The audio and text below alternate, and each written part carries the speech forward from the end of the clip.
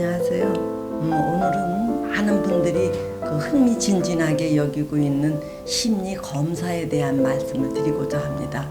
그동안 저 혼자서 쭉 얘기를 했는데 심리 검사가 생각보다 좀 복잡하고 많아요. 그래서 지루하실까봐 오늘 저희 연구원에서 함께 일하고 있는 연구원 선생님하고 질문을 주고받는 형태로 진행하도록 하겠습니다.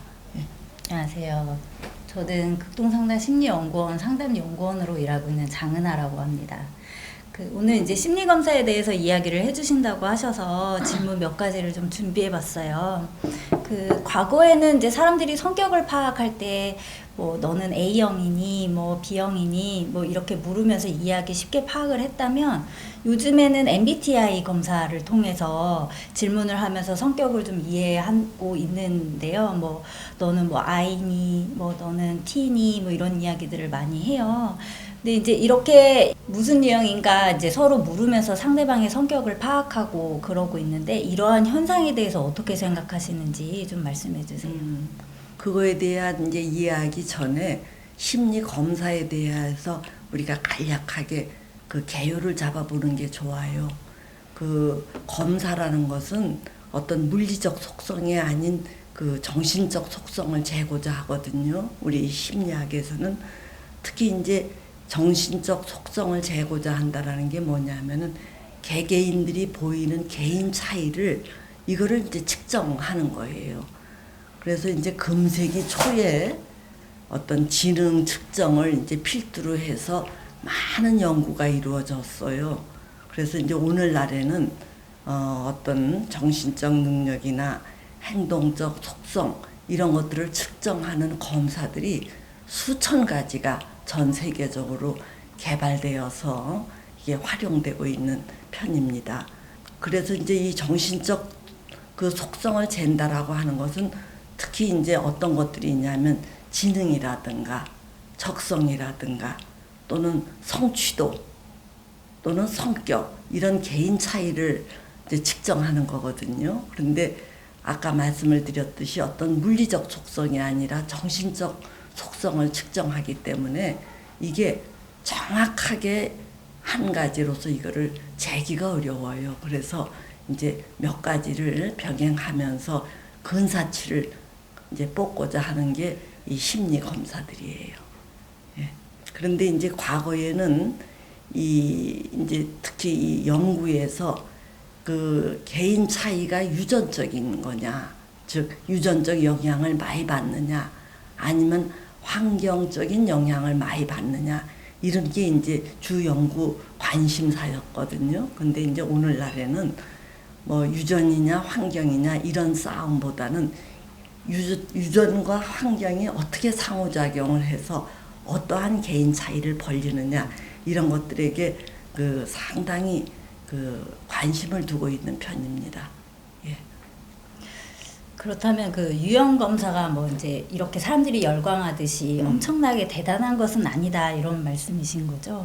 예, 그러니까 이제 아까 말씀을 드렸듯이 뭐 지능 검사, 적성 검사, 성취 검사, 성격 검사 뭐 이런 것들이 있는데 이제 일반인들에게는 다른 것보다도 이 성격 유형 검사가 굉장히 관심 대상이 되고 있는 것 같아요. 그래서 요즘 많은 분들이 내 성격 유형이 무슨 타입이다, 뭐 어떤 유형이다, 뭐 이런 말씀들을 많이 하는데 이제 일반적으로 많이 알려진 성격 유형 검사에는 대표적인 게 애니어그램이라는 게 있고 또 MBTI라는 게 있고 또 최근에 부상이 되고 있는 기질 성격 검사 TCI라는 검사 세 가지가 일반인들에게는 이제 많이 알려져 있는 편이지요.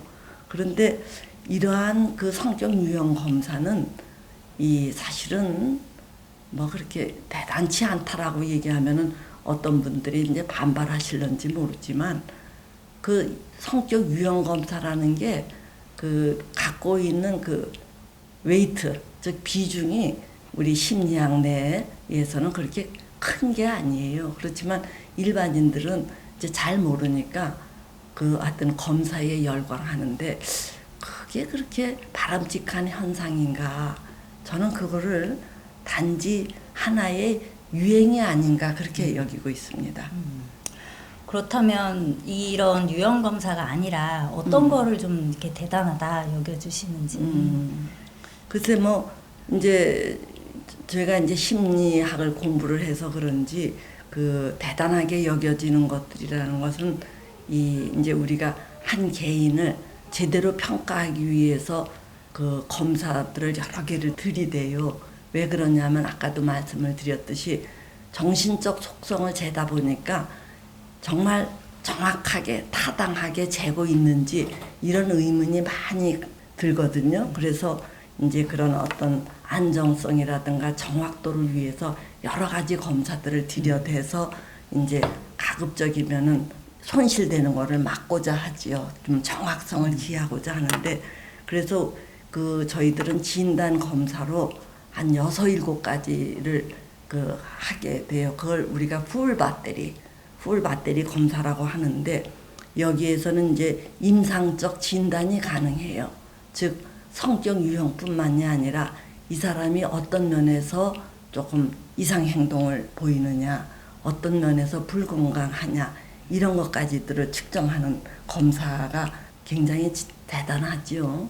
그래서 이 풀 배터리에 포함되는 검사들을 보면은 지능 검사, 이제 여러분들이 잘 알고 있는 이 지능 검사, 이 저희 심리학 내에서는 이제 웩슬러 지능 검사라고 하는데 이 지능 검사라는 게 있고 또 그 사람의 어떤 병리적 상태를 측정하는 MMPI라는 게 있고 그리고 뭐 집, 나무, 사람 이런 HTP라든가 동적 가족화 즉 KFD라고 하는 동적 가족화 또는 KSD라고 하는 그 학생용이에요. 이거는 동적 학교 생활화 이런 것들을 이제 망라하는 그림 검사가 있고 또 문장 완성 검사라 그래서 이제 이게 미완성 문장을 들여대면서 이거를 한번 끝맺어 보라려면 그 사람의 내적 소망이라든가 상태 이런 것들이 반영되어 나와요. 그래서 이런 문장 완성 검사 또 그 사람의 어떤 내적인 상태를 잘 투사시키는 로샤 검사 그리고 뇌 손상이라든가 기억력 이런 것들을 재는 BGT 검사 이렇게 해서 한 8, 9가지가 이제 그 풀 배터리에서 쓰는데 최소한 이런 것들 8개 내지 9개 중에서 6개 정도를 쓰지요. 그렇게 해서 여러 검사들을 써서 종합할 때 그 사람에 대한 어떤 평가 진단이 비교적 정확해진다 이렇게 봅니다. 그래서 그 지금 말씀하신 데서 여러분네들이 그 눈치채셨겠지만 그 성격 유형 검사 즉 애니어그램이라든가 또는 TCI라든가 MBTI는 이 속에 포함되지도 않아요. 그렇죠. 예, 그러니까 어떻게 보면 이제 그런 검사들은 그냥 흥미 위주로 또는 아주 간편식으로 우리가 분류하는 그냥 그 정도의 가벼운 거지 그렇게 깊이 있거나 그 대단한 검사라고 보기는 좀 그렇죠. 예. 그 아까 말씀해주신 풀배터리 검사 내용 중에서 이제 지능 검사를 말씀하셨는데 아무래도 우리 이제 일반인들에게는 IQ 테스트라고 이제 알려져 있는 이 지능 검사에 대해서 궁금하신 분들이 많으실 것 같아요. 그래서 이 지능 검사가 어떤 건지 좀 설명을 좀 해주실까요? 하여튼 이 지능 검사는 이제 검사 제작에서 그 선두를 달리면서 계속 발전해 온 건데 오늘날 많이 쓰고 있는 이제 웩슬러 지능 검사라는 것은 여러 번의 이제 발전을 거쳐서 비교적 이제 안정성을 가진 검사인데 이거는 구조화된 객관적 검사예요. 이제 여기에서는 언어성을 재고 동작성을 재고 그리고 이제 전체 지능을 측정합니다. 그런데 일반인들은 전체 지능을 측정하는 것, 즉 전체 지능 지수에만 관심을 갖는데 우리 심리학자들은 전체 지능을 아는 것도 중요하지만 이 사람의 언어성과 동작성 간의 어떤 격차 차가 너무 벌어질 경우에도 여러 가지 문제를 야기시키거든요. 그래서 동작성이 너무 과도하고 언어성이 떨어지는지 또는 반대로 언어성은 높은데 동작성은 떨어지는지 이제 이런 것들을 살펴보는, 즉 진단용으로도 많이 쓰이고 있지요. 그래서 이런 것은 이제 지적 기능이라든가 인지적 특성 이런 것들을 재는데 아주 유용해요. 그렇지만 이제 아까도 말씀을 드렸듯이 보통 사람들은 그런 거를 잘 모르시고 IQ 지능지수가 120이냐 뭐 또는 135냐 다 이런 숫자에만 연연하는데 사실은 그 숫자라는 것도 뭐 그렇게 중요한 건 아니고 단지 뭔가 기억을 잘하고 학습을 빨리 이해하는 정도에 그치는 거지, 그런 거는 또 그 소셜 센스 이런 것하고는 이게 무관해요. 그래서 얼마 전에는 지능 지수가 아니라 감정 지수, 즉 EQ라는 것이 나와서 또 한때 유행을 했는데, 이제 이참에 말씀을 드리면 지능 지수라는 것은 학습 능력을 의미하는 거지 전체적 성숙도를 의미하는 거는 아니라는 걸 말씀드립니다. 그 이제 지능 검사에 대해서 잘 말씀해 주셨는데, 그럼 이제 아까 말씀해 주신 여러 개 검사들 중에서 그래도 한 가지 더 좀 소개해 주시면 좋겠어요. 그래서 객관적인 검사의 대표적인 게 지능 검사라면 그럼 이제 주관적인 검사의 대표적인 MMPI에 대해서 좀 소개를 해 주실까요? 그 MMPI라는 것은 이제 다면적 그 인성 검사라고 또 이렇게 불려지는 건데, 지금까지 개발된 수천 개의 검사 중에서 가장 연구가 많이 되고 깊이 있는 검사를 꼽으라면 MMPI를 꼽아요. 이 MMPI는 그 성격, 정서, 적응 수준을 아주 다차원적으로 평가하는 자기 보고형 성향 검사거든요. 이거는 어떻게 보면 이제 그 검사들 중에서 왕이라고 할 정도의 아주 중요한 검사인데, 이거는 이제 뭔가 질문을 던질 때 그렇다 아니다 그렇다 아니다 이렇게 아주 심플해 보이는 검사지만 이 성인의 경우 567문항이에요. 청소년들은 478문항. 그러니까 이 검사를 할 때 걸리는 시간이 1시간 반 내지 2시간 정도씩 걸려요. 이게 이제 너무 지루하니까 단축형으로 383문항짜리를 이제 많이 쓰기는 하는데, 그래도 이제 고전적인 분들은 단축형이 아니고 이 전체를 쓰려고들 해요. 이제 여기에서는 이 그렇습니까? 아닙니까? 그렇다 아니다 그렇다 아니다 이제 이런 식으로 응답하는 질문지형인데, 이 단순해 보이는 검사가 왜 그렇게 검사들 중에서 이제 왕으로 우리가 치느냐 하면은, 이쪽에서는 타당도, 과연 이 검사가 적절하냐 적합하냐 하는 타당도를 재는 그런 측정치들이 여기에 포함이 돼요. 그래서 그게 LFKS라고 하는 이런 게 있는데, 이제 거짓말을 얼마나 하는지 L, 또 이 사람이 이제 얼마나 이러한 경향이 있는지 하는 빈도를 재는 거, 또 교정하는 거 K, 또 자기 과시를 얼마나 하는지, 이런 LFKS 같은 것들을 그 검사에 그런 것들이 포함이 돼요. 그렇게 하면서 1, 2, 3, 4는 어떤 것들을 재는 거냐 하면은 그 어떤 성격 차원에서 신경증이 있는지 여부를 재요. 그러니까 1, 2, 3, 4번에 해당되는 게 건강염려증이 얼마나 되느냐, 우울 정도가 얼마나 되느냐, 또 히스테리성이 있느냐, 또는 반사회적 성격이 어느 정도가 되느냐, 이런 것들을 1, 2, 3, 4에서 재요. 그리고 이제 5번이라는 거는 남성성이 강하냐 여성성이 강하냐 이런 것들을 재놓고, 그 다음에 6, 7, 8, 9는 이제 정신증이 있는지 여부를 재는 검사거든요. 여기에서는 편집증, 6번이 편집증이고 7번이 강박증이고 8번이 정신분열증이고 9번이 경조증, 이제 이런 것들을 이제 재서 그 사람의 어떤 신경증 수준보다도 정신병 수준의 점수가 얼마나 되느냐 하는 거를 재지요. 그리고 10번 이 사람의 사회적 내향성 정도를 재는, 그래서 타당도를 재는 검사 4개와 또 그 사람의 어떤 이 병적 수준을 재는, 상태를 재는 검사 8개 내지 10개 이런 것들이 합해져 있는 검사를 우리가 MMPI라 그러는데, 이거는 매우 중요하기 때문에 풀 배터리에서 이게 빼뜨릴 수 없는 검사예요. 그래서 여러분들이 어디 검사 그 상담을 받으러 가시면 검사를 해보자고 할 때 주로 쓰는 검사가 이 MMPI 검사예요.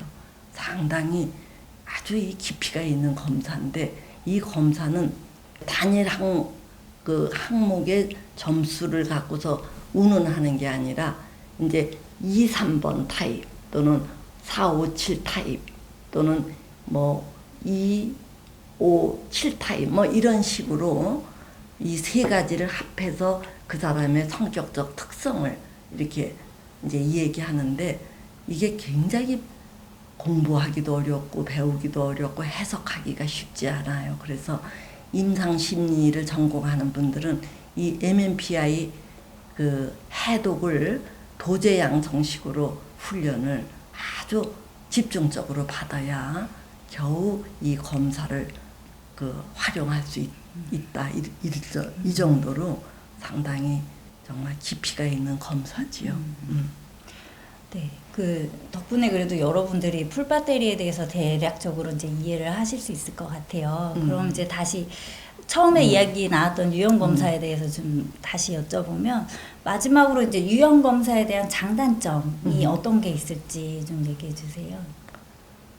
과거에 우리가 이런 게 있었죠. 뭐 혈액형 갖고서 그 사람의 성격을 유추한다. 그 지금 생각하면 그건 말도 안 되는 거거든요. 이제 그런 유행이 있었는데, 또 애니어그램이 막 이렇게 번질 때는 뭐 너는 4번 타입 같다, 너는 뭐 5번 타입 같다, 막 이런 얘기를 해요. 다른 분들이 저한테 당신은 뭐 몇 번 타입 같다 그러는데, 저는 그런 얘기를 들을 때 눈을 껌벅껌벅 하고 있을 수밖에 없어요. 왜냐하면은 제가 애니어그램을 잘 모를 뿐만 아니라 그게 정확성이 있는가 하는 의문이 들어요. 그러더니 이제 또 요즘에는 이제 MBTI를 갖고서들 막 얘기를 하는데, MBTI라는 거는 이제 뭐 애니어그램을 조금 더 먼저 설명을 할까요? 그 애니어그램이라는 것은 이제 힘의 중심이 이 3개의 자아에 따라서 달라진다라거든요. 본능 중심이냐, 감정 중심이냐, 사고 중심이냐, 이런 게 있고, 또 여기에다가 이제 성격의 그 인간의 성격을 9가지로다가 이제 분류해서 개혁가냐, 폭력가냐, 선동가냐, 예술가냐, 사색가냐, 충성가냐, 뭐 이런 등등으로 해서 이렇게 구분을 하는 건데, 이제 요새는 MBTI가 이제 더 대세를 이루는 것 같더라고요. 이 MBTI는 마이어 브릭스라는 사람이 그 융의 그 어떤 심리 유형을 토대로 이게 만든 검사예요. 이러한 성격 유형 검사에는 이제 4가지의 그 분류 기준이 있어요. 그게 뭐냐면, 첫째가 이 사람이 외향성이냐 내향성이냐, 즉 E냐 I냐.